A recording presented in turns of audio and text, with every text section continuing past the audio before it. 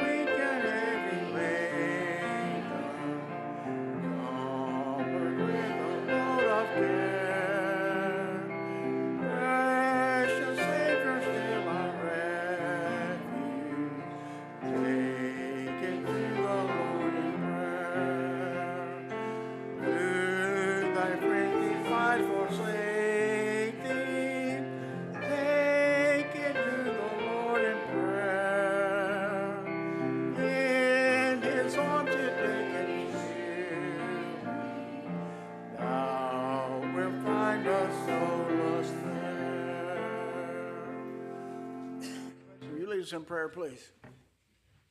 Lord, we thank you for another great day and great service this morning, Lord. Just ask you to be with us here tonight. Lord, just be with these two brothers tonight as they bring their message and share their story. Just thank you for them and their willingness to do that, Lord. Just ask you to be with us and guide us throughout the rest of the week. We'll meet here again. Just thank you for all many blessings. These things we ask in your name. Amen. Amen. Good to see each of you out tonight. We had a wonderful service this morning. A little different with nobody behind me this morning. Now, not tonight, because it was really a different sound to me behind me with all the men singing in the choir. Really appreciate that. Hope that we can convince some that they need to be up there every Sunday. And I think there's some from me and Lavanda kind of watch people in the congregation and when they sing and how they sing and how they enjoy singing, and really try to encourage y'all. Huh? I've already been on her tonight. She promised me she would. Now and somebody told me that the one sitting inside of her could sing too. So and right, that one. Everybody is always welcome to join the choir. That one too. And so we really appreciate the ones that participated this morning, and of course the ones that still do tonight. We appreciate that. Just remember what we got in the coming week. Wednesday night program is very important to our church, and encourage the youth to be here. And I think the youth look forward to being here because they really have a good time on Wednesday night. Next Sunday is our homecoming. Try to get the word out to everybody that would enjoy coming to that, and look forward to a good day then. We hadn't. Nobody's told me yet what the preacher's cooking, but we'll find out something sooner. I'm gonna cook the same stuff I do every month. Just come on back and enjoy it. Y'all better eat a big breakfast before you come in. All right, well, anybody got any announcements? Miss Francis Summit, her visitation is next Saturday from 5 to 7 at Cully's Funeral Chapel in Tallahassee. And then her funeral will be Sunday at 2 o'clock. It's graveside only at Roselawn Cemetery. So it's Saturday visitation, 5 to 7, and it's Sunday the funeral at 2 o'clock for those that would like that information. Okay, all right. That'll make us for a busy day on Sunday, but maybe we should attend. Anybody else got any announcements or reports on the sick or anything? If not, let's take out with him books and turn to 546, please. 546.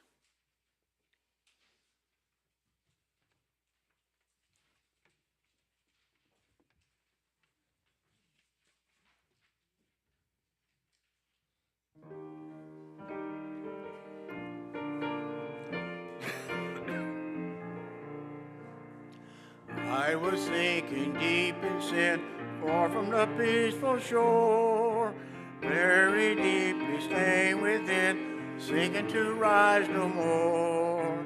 But the master of the sea heard my despairing cry. When the waters lifted me, now safe am I.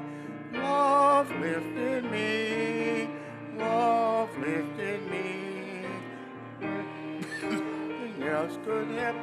Love lifted me, love lifted me, love lifted me. When nothing else could help, love lifted me. All my heart,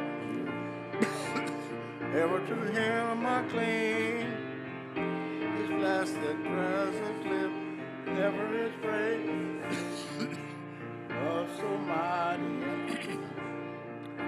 my soul bless song, faithful love and service belong. Love lifted me, love lifted me.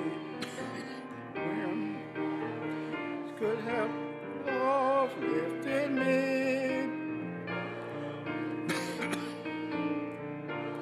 lifted me. Nothing else could help. Love lifted me. Souls in danger, look above. He will lift you by His love out of the angry way. The master of the sea builds His will obey. He, your Savior, wants to be saved today. Lifted me, love lifted me, when nothing else could help. Love lifted me, lifted me, love lifted me, when nothing else could help. Love lifted me.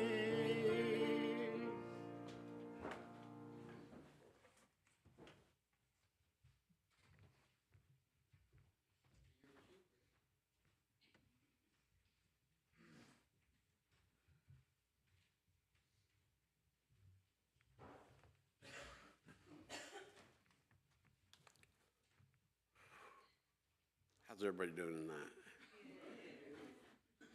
Well, I'm nervous, so y'all gonna have to work with me on this.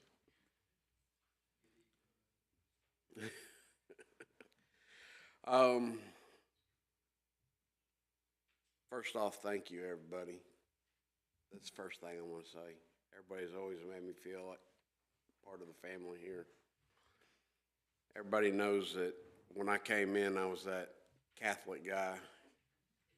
You know, Rodney and Brother Parker used to joke about the ceiling wouldn't fall down on me when I'd walk through the doors, or the building wouldn't catch on fire, which brings me to one of my kind of the beginning. You know, I was raised what we call a crib Catholic. You know, I was an Irish Catholic.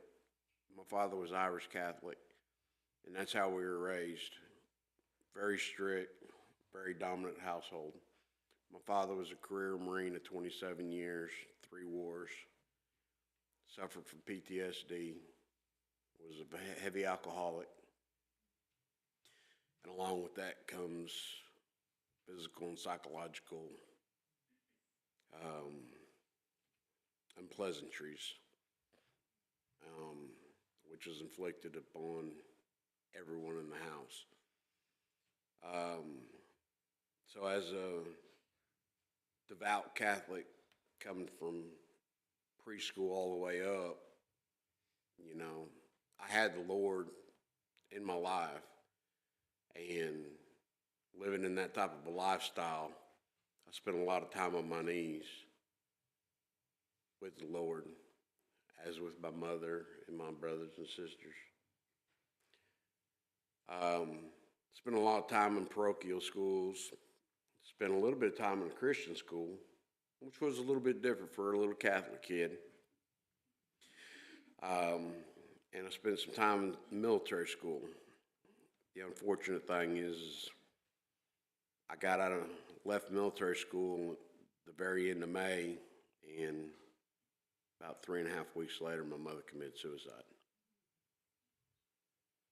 So shortly after that, I was left with just my father, who was pretty, as we say, out of it. And I completely rebelled.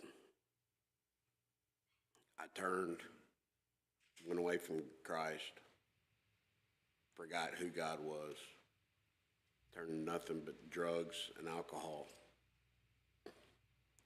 That was my first trip with drugs.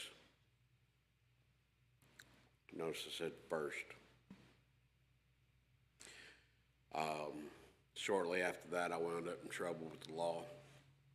I was sentenced to a work camp. It's supposed to be 2.5 years. After a year and a few months, I was released in my father's care because he decided to move to the state of Illinois with his new wife, who he'd been seeing prior to my mother's death. Went to a Catholic school up there for a short time period. Got back with my love for Christ due to a nun up there who was kind of my shoulder to lean on because of what was going on inside the household. The abuse didn't stop towards my sisters and I, but everything else was the same. Was good for their side, but for my sisters and I, it was bad. Shortly after we moved up there,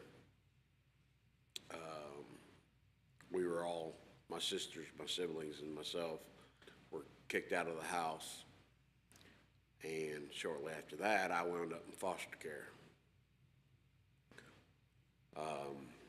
through Catholic Charities. I'm not sure if anybody's heard of them before or not, but they're an organization that places kids into foster care and so forth. Part of the agreement was I had to maintain going to services once a week.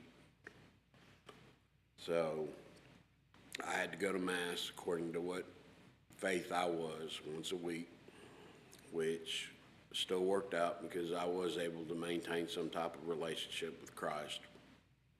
And there was a priest and 2 nuns that I worked closely with that I was able to maintain some type of Christian faith with. But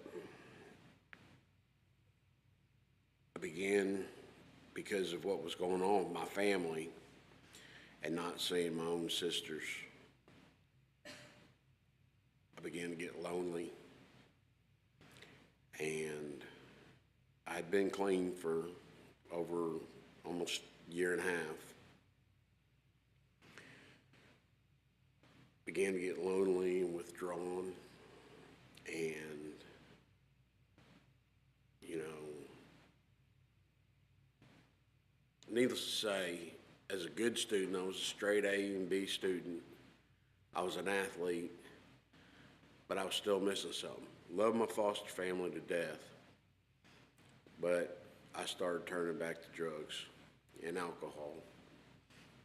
You know, I'd go to Mass on Saturday night, get out of Mass by 8 o'clock, and I was gone.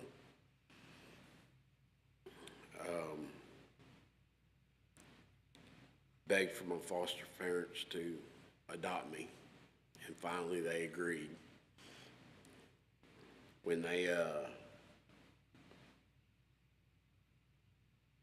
petitioned Catholic Charities to adopt me, my father refused, pulled me out of foster care,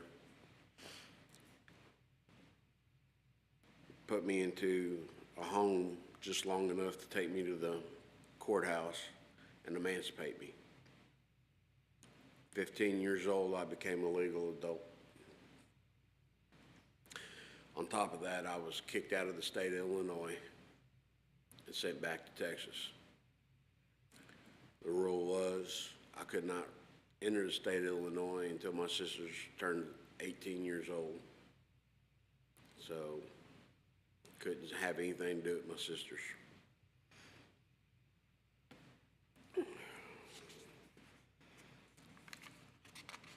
I don't know if anybody realizes how old or how hard it was at this day and age for a 15-year-old to get an apartment, to buy a vehicle, to support themselves. But it's not like one of us going and doing it. You can't sign a lease. You can't go and purchase a vehicle. You can't even go get a driver's license without somebody signing for you. So I drove around on a license until I was 18 years old from the state of Illinois that I got when I was 15 years old. The very first one, because when I turned 15 years old, I got my driver's license and that was it. I briefly stayed with my grandmother, I stayed with other family members, but I felt like I was a burden because there was always something that there was going on. So I wound up staying in flop houses in downtown, paying double what adults would pay. And anyway, later on, we'll get past all that. I don't want to talk about that part.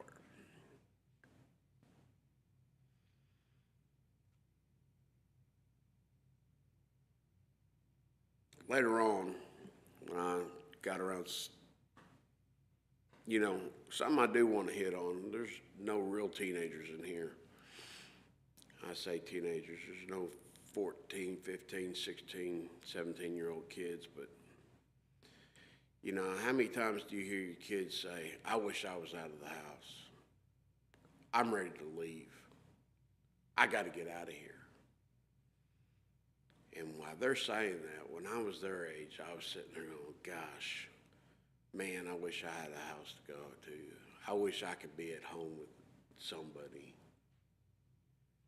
You know, I wish I was just somewhere stable.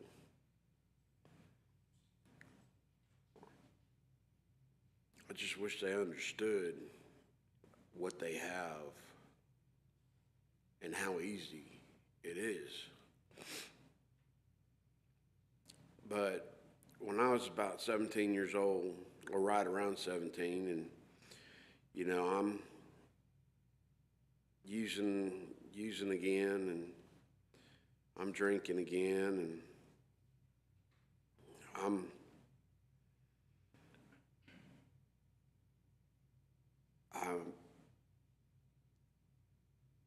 I had a friend, is what we'll call this person, and they introduced me to a preacher, and this preacher was constantly witnessing to me and sharing the word with me. And they were a Baptist preacher, And, but I'll tell you, he had his work cut out for him, because by this time I was jaded. I didn't want to hear it. After everything over the last 17 years, I had a whole black hole in me that was as wide as the state of Texas. You know, you couldn't do anything for me. Nobody else had. I mean, for the most part, you know, you know,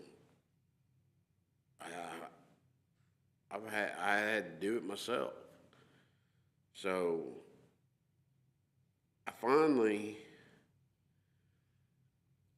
had a week that I was just about ready to take my own life. And I had gone over to some friend's house, and this preacher showed up.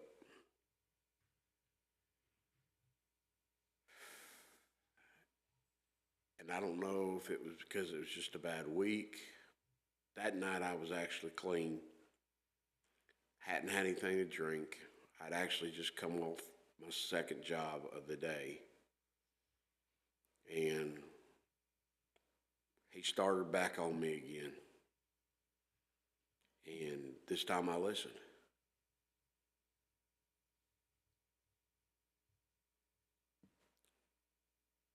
Don't know what was different,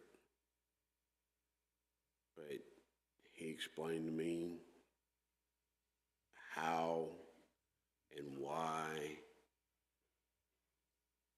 I should invite Christ into my heart. You know, all these years of school, I'd listened. I'd had multiple years of catechism. I'd had multiple years of religious study.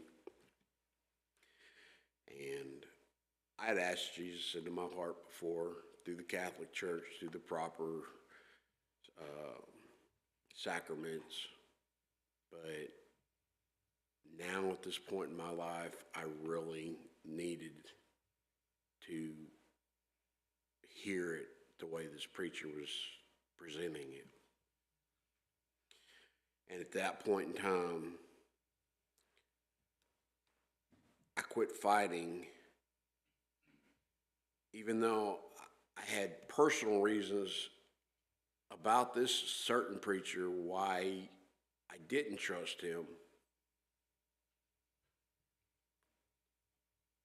I listened to what he had to say, and I got down on my knees and I accepted Christ.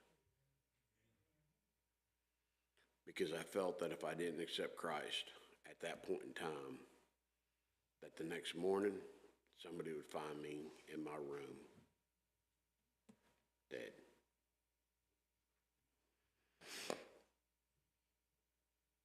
Shortly after that, next couple of days, I started looking into different kinds of schools. The only thing that interested me was fire and EMS and being in the military. Well, as many of y'all know, those are the only three things in my life that I know. Is it not, baby? Which she's not too happy with. I spent 15 years with the military, and fire and EMS is all I've done since I was 17 years old. I found my passion. I have been clean. I have not used an illegal substance since that night. Not one illegal substance.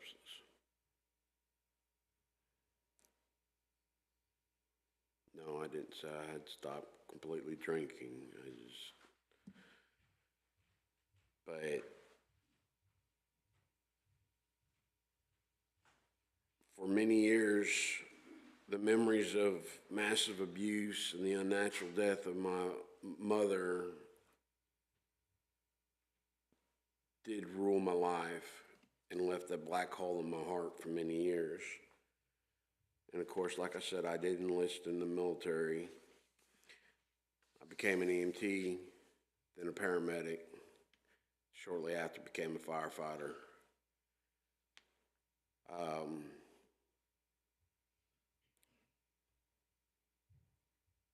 I did well with maintaining my life with Christ.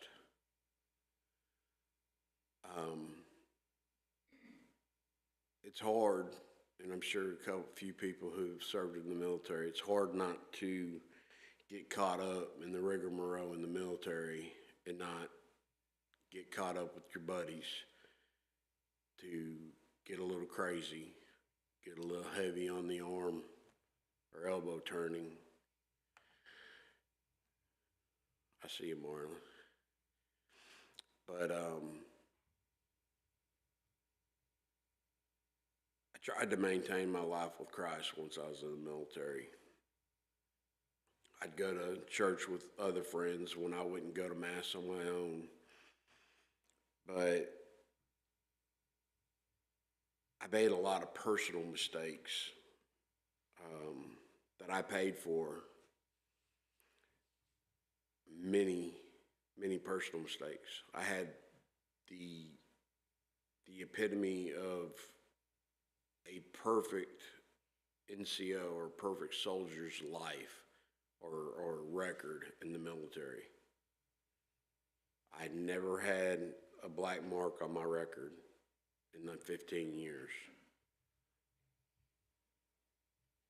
And so my military record is spotless, but everything outside of it, I screwed up. I made bad decisions in my life, and I paid for them. And when I paid for them with drinking. And bad decisions became more bad decisions, which became more bad decisions. But of course, I would not allow it to mess up my military career. But something else suffered, my life with Christ. Then overseas, serving overseas in the Middle East, I started getting close to God again, which anybody who served overseas in any kind of a combat zone, you tend to get close to your chaplains.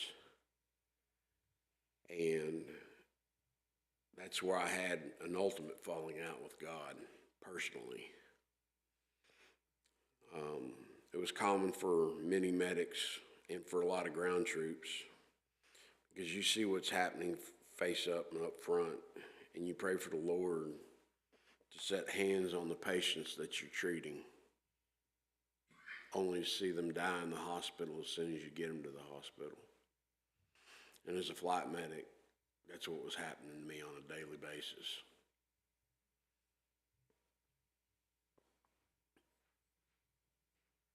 And it's haunted me.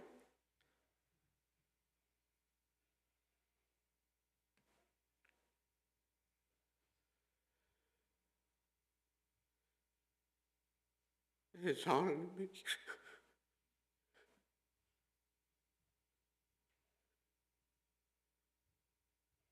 For over 20 years.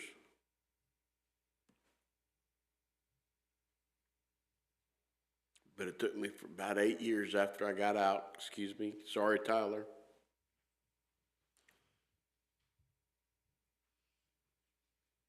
Took me about 8 years after I left the military or retired in 2015 or 2004. Took me about 8 years. I woke up one morning,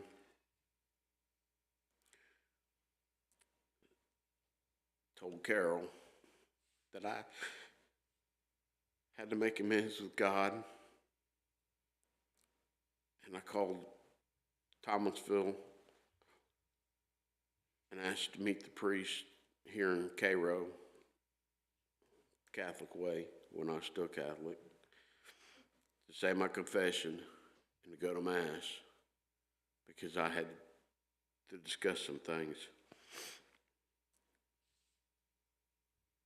after a number of years being back in the Catholic Church, I was teaching. I was very involved. I was with the Knights of Columbus. I was a Grand Knight, or a fourth degree Knight with the Knights of Columbus. Worked with protection of minors, multiple things. We were trying, my deacons were trying to get me set up to start my training and schooling to become a deacon, which is 5 years of intense education. And the bishop in Savannah was fighting us and throwing back a bunch of Catholic rules and policies and laws about a lot of things from my past. So with that going on,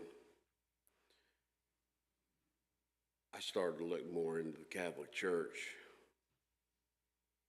into a lot of the catechism of the church, stuff that I should have already known over the years that I was in the church, but I was a lot younger and a lot more ignorant, per se, to the church. And, you know, those laws and rules and the catechism of the church, a lot of it, most of it's written by man. Some of it's written by popes thousands of years ago. And don't get me wrong, I'm not putting down the Catholic Church. They're as Christian as we are in many cases. You know, we wouldn't be here if it wasn't for the Catholic Church. We were out of the Christian church, or out of the Catholic Church.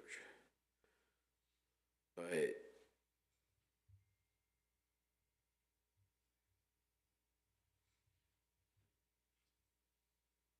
I had to have something more. And Carol asked me a few times to come to church here, and I finally gave in. I was finally back on the fire department after I'd taken a sabbatical for a few years. Rodney told me to come to church. So I came to church. And it was kind of crazy because I had been treated better in the couple times I came to church here than I had in the Catholic Church over in Thomasville and Cairo. That couple times I came in here when Brother Parker was still here than I had ever been over there. It was like a family. The fellowship, Brother Parker preaching and just welcoming me in. The word and the message that I got made me feel alive again, once again. And it's, I believe, truly what the Lord, after 40-something years, almost 50 years, what he was making me wait for. Well, it was 50 years because I was Catholic for almost 51 years. He made me wait to truly find not only a church home,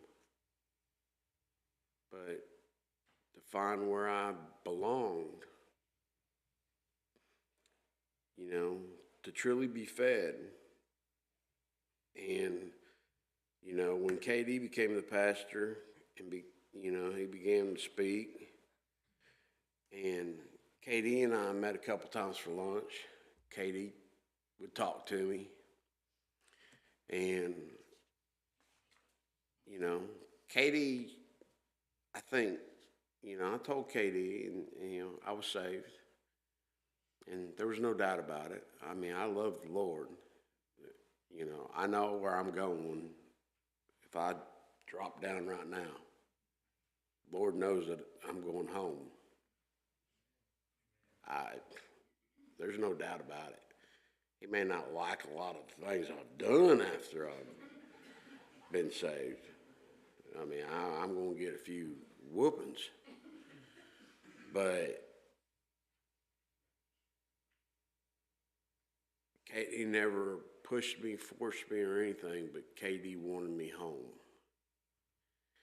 And we left Mr. Chick one day, and I got home. Carol was at work.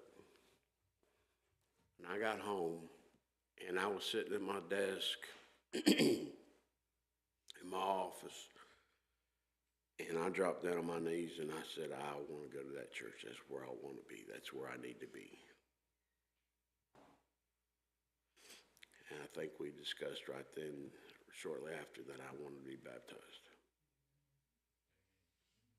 into this church, be part of this family. Before I was ever even part of this family, Rodney was dragging me into the kitchen. I mean, what's that say? I'm a sucker.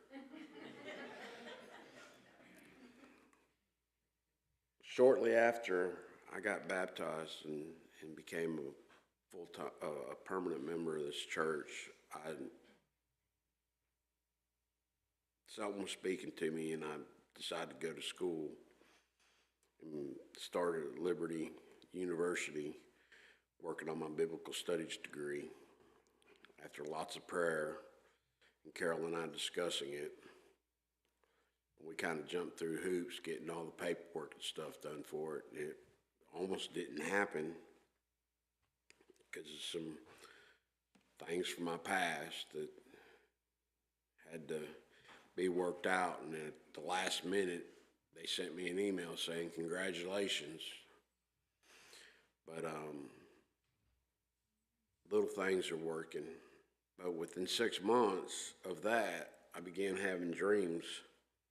And I talked to KD about them, about that I should be doing something more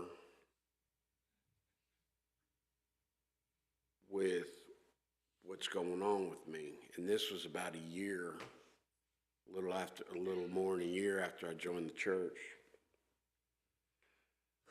You know, and I told them, I said, I think I've been called to the ministry, to go towards the ministry. And I said, I have no clue what it means. And he says, well, if you're having dreams and you're waking up in the middle of the night, you better not just roll back over and act like it's no big deal. So I've prayed about it. I've talked to Carol about it.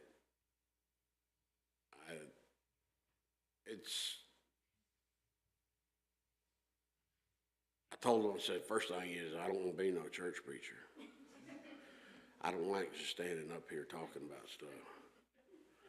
I don't even say a word, woman. I know you're sitting there looking at your phone, Tom. But anyway, so that's where I'm working towards. But I'm glad y'all listening. And something I want to read real quick is something Katie sent me right after I told them that, and something that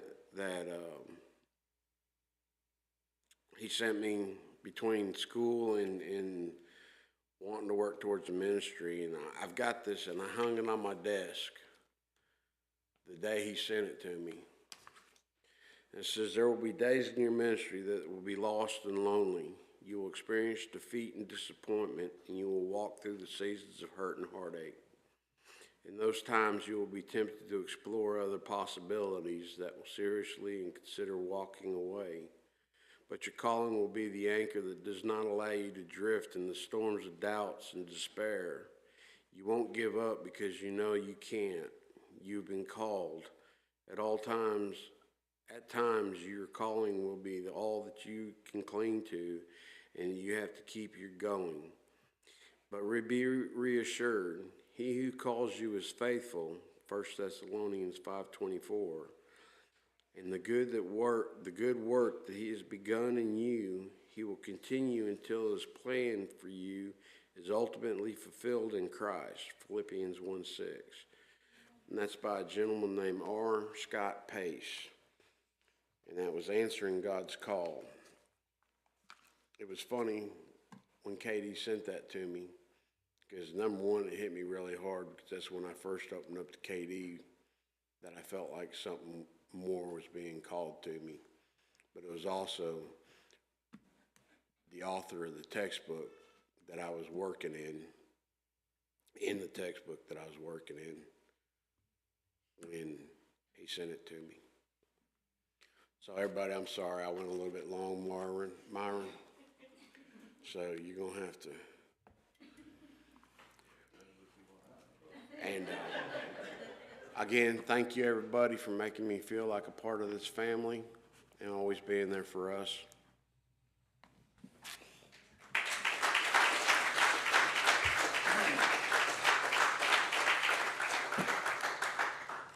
Well, Brother KD, Brother Kerry, you know, on the text, he said you can do testimony or you can do what it lays on your heart. Well, I'm not going to talk about the garden, brother. But anyway,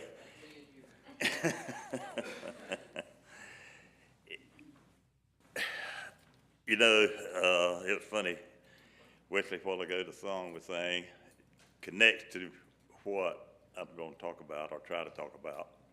The word love. Have you ever thought about how many definitions of the word love there are, how it's used in everyday conversation?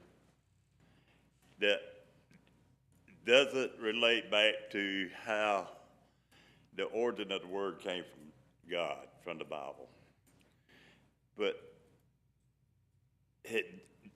you know, until I started thinking about it, you know, it seemed like every other sentence, love is in it, you know, and I just don't, you know, I had never noticed that very much. But anyway, that's going to be my topic after I get through a little testimony here. You know, I'm going to tell you that I didn't grow up in a Catholic church, but I grew up in a Primitive Baptist church. And a Primitive Baptist church is basically Baptist faith, the same beliefs as ours, you know.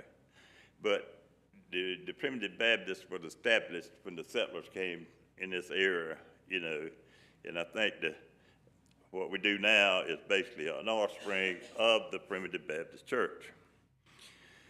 But the beliefs are the same, but they don't sing to a piano. They don't have an organ, or they don't have Sunday school, but they still have lunch on Sunday after the sermon. But they still go by the King James version of the Bible, which is very, you know, it's kind of hard to understand a lot. You know, I mean, you can read it, and you know, I'm from the country, but anyway, I'm not a scholar or whatever. But sometimes it's hard to understand the way the verses read, and then you go to all these other Bibles, and they change a few words, and it makes the whole verse seem different. You know, I mean, it can change the meaning tremendously. So that's another question, you know. But anyway, we're going to go on. But the seating of the church, I don't know, a lot of y'all have probably been in a Primitive Baptist church, but you got the seats in the middle, and then you got a section over here for the men, and then you got a section over here for the women. And then the back wall is basically the wall to the outside of the building. And the husband sat on one side, the wife sat on the other, and basically the visitors and the children basically sit in the middle. Well,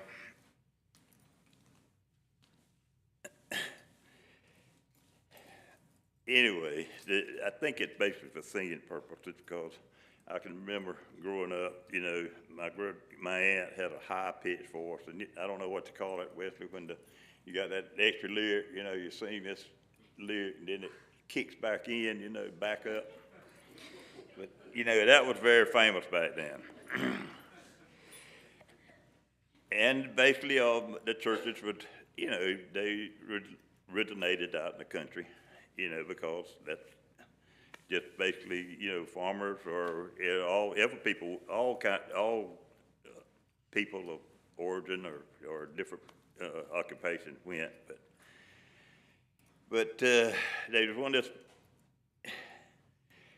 you know, I mean, it's just, it's not, you don't have a learning process like we do here, you know, as a child, you know, growing up. But there's no, I look back, my mom was just a bigger Christian. She could quote the Bible just back and forward.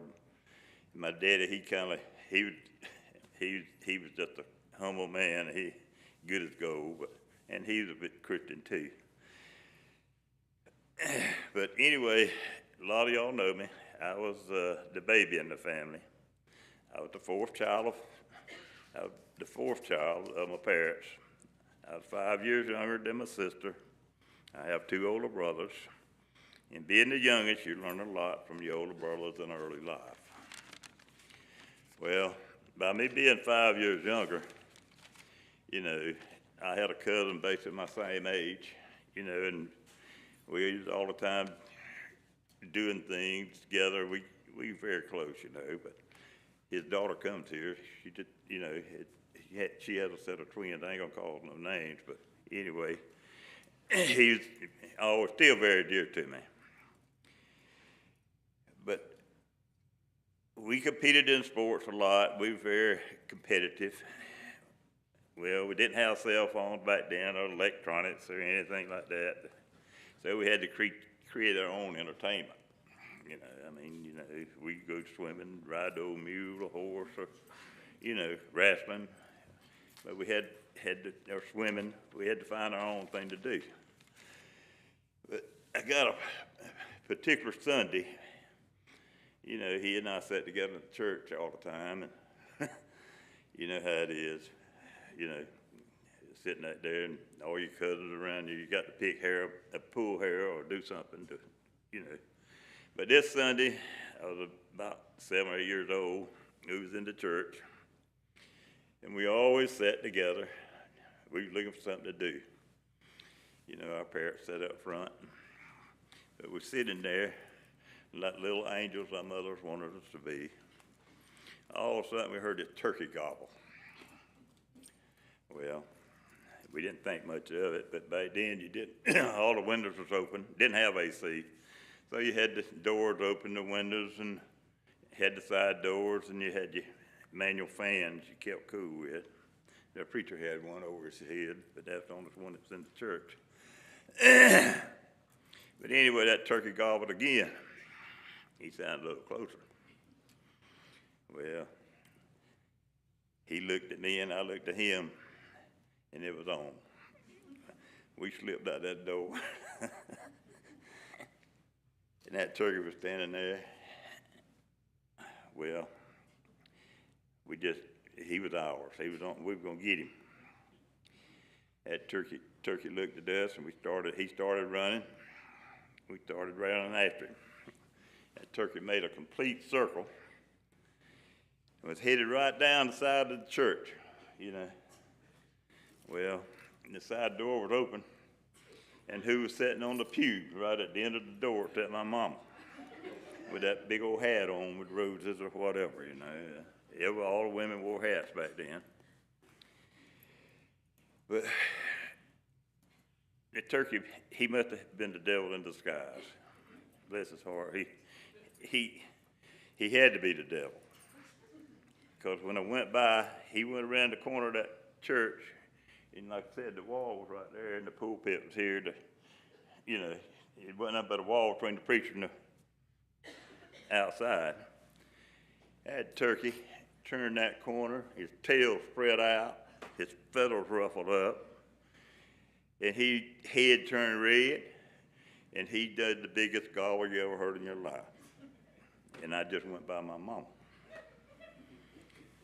Well,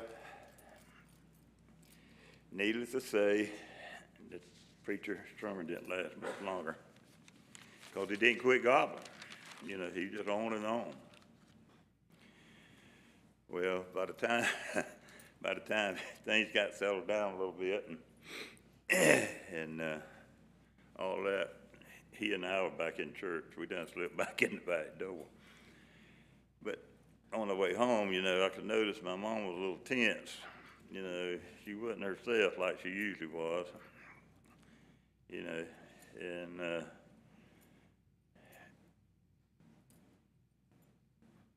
she, you know, on the way home, she just, you know, I could just tell, well, what she actually was that she knew things I didn't think she knew. And she'd already put two and two together. But when we got home, she always made us go get our own switch. She had a particular plant there, but, you know, had a good switch, made a good switch. And I obeyed my mom. And she grabbed me by the arm and started telling me what I didn't think she knew. After about 5 licks, me crying my eyeballs out, she grabbed me and told me how much she loved me. Wow. You know, at that young age, you know, I'd heard love, but I didn't think that was the definition of it. You know, not at that young age right then anyway. But anyway, after this experience, I grew more matured a little bit and started reading my Bible a little bit. Mama gave us a Bible at a young age, but it was of the King James Version, had her name on it and all that. But I couldn't clearly understand all the verses and how it meant. But that word love just kept on coming back, showing up, showing up, showing up. The more I read, you know, just like today, you know, when we sang the last song, you know, I don't know where anybody noticed it or whatever, but it did to me because that's what I was going to speak on.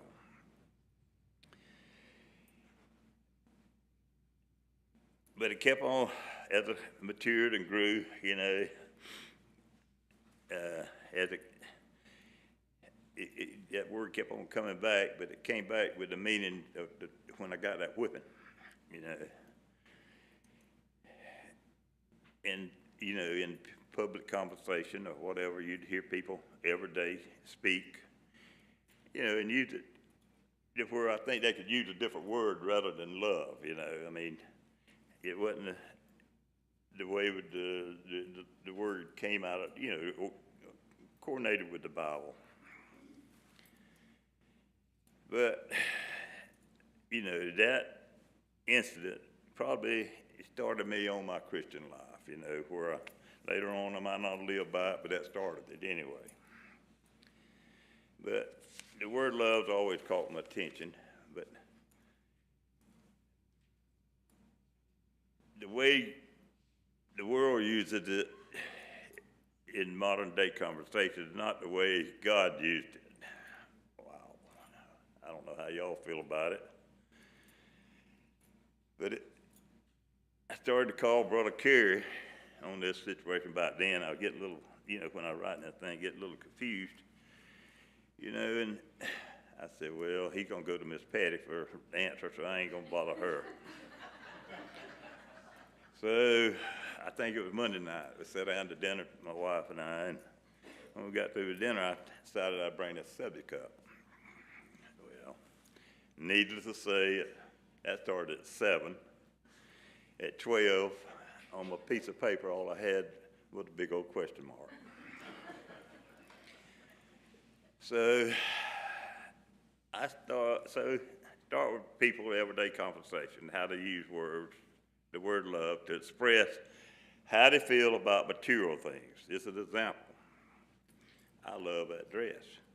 Well, is the word love that you use, or that's a pretty dress? Or I love that car. oh, that's a nice car. Is that, you know, which way should the word love be used? Or I love that fried chicken, you know, or I love that squash casserole. That's always a joke there, but anyhow. I just, you know, I don't know how y'all feel about it. That's basically what I'm trying to bring up how y'all, I mean, the congregation, I like to question yourself every day, you know, when you hear it, is that the way I want to hear it, or is that person that uses it? I mean, you know, don't be critical. I mean, I just thought I'd call people's attention because that's what it has to me. And sometimes I remember as a youth, sometimes they used it to flatter their parents, you know, to get what they want. Sometimes a little extra money, or stay out a little late on a date, or a little longer. Many definitions. Then you think about love and loving by choice. Loving by choice. Well, God chose to love us by choice, and it's the best thing that exists.